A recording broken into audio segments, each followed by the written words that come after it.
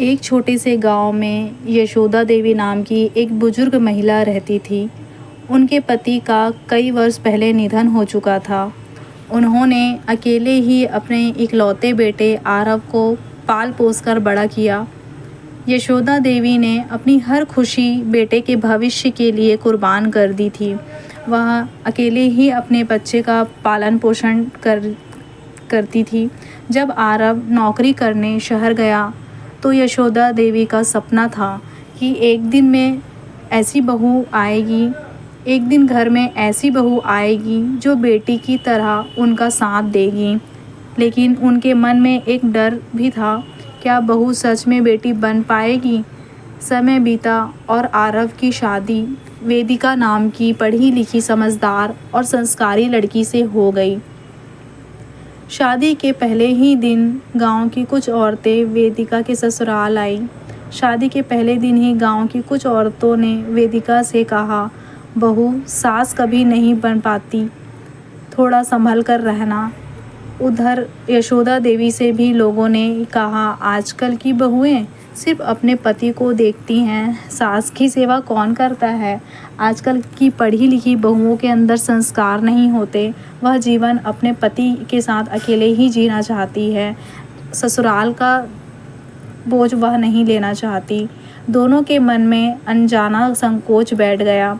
शादी के शुरुआती दिनों में वेदिका हर काम पूरी लगन से करती, लेकिन यशोदा देवी उसकी हर छोटी गलती पर टोक देती।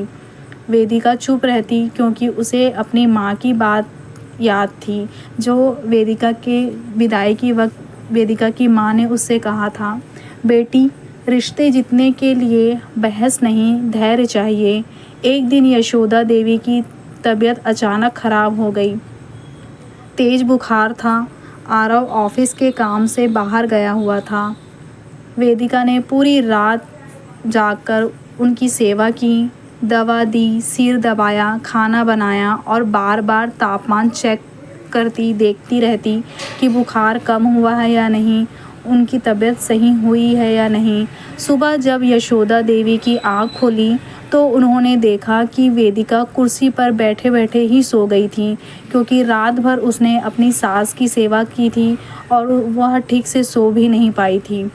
उस दिन पहली बार उनके मन में विचार आया, जिस लड़की को मैं पराया समझ रही थी, वह पूरी रात मेरी बेटी बनकर मेरी सेवा करती रही। इतना तो आज के समय में बेटियां भी नहीं करती हैं जितना वेदिका ने अपनी सास के लिए किया था।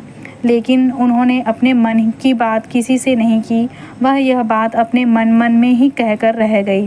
कुछ दिनों बाद गांव में एक धार्मिक कार्यक्रम था। सभी महिलाएं आई।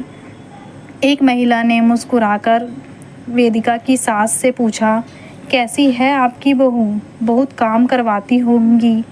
यशोदा देवी ने शांत स्वर में कहा, मेरी बहू काम नहीं करती, मेरी बहू घर का काम नहीं करती, मेरा घर संभालती है।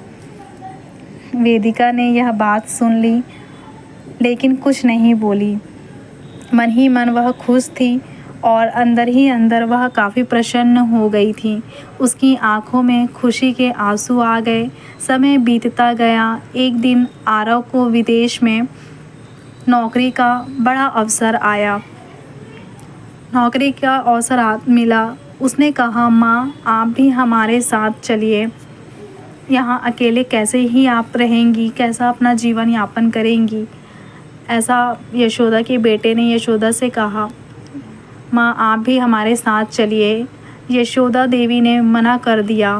तब वेदिका बोली, माँ जहाँ रहेंगी हमारा घर वहीं होगा। नौकरी फिर मिल जाएगी, लेकिन माँ दोबारा नहीं मिलेगी।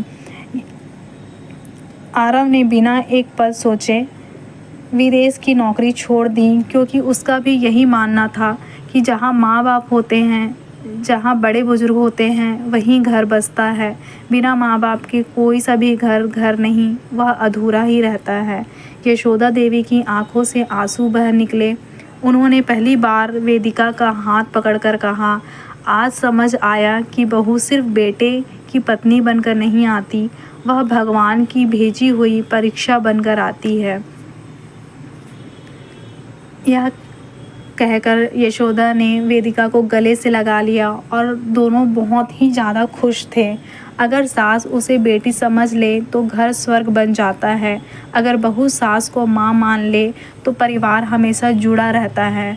कुछ वर्षों बाद वेदिका के घर एक बेटी हुई। वेदिका की बेटी यशोदा देवी उस बच्ची को गोद में लेकर बोली, आज मुझे अपनी बेटी मिल गई। यह कहकर यशोदा बहुत खुश हुई और वेदिका को फिर से एक बार गले लगा लिया। वेदिका मुस्कुराकर बोली, माँ, बेटी तो मैं उसी दिन बन गई थी जिस दिन इस घर में कदम रखा था। बस आपको पहचानने में थोड़ा समय लग गया।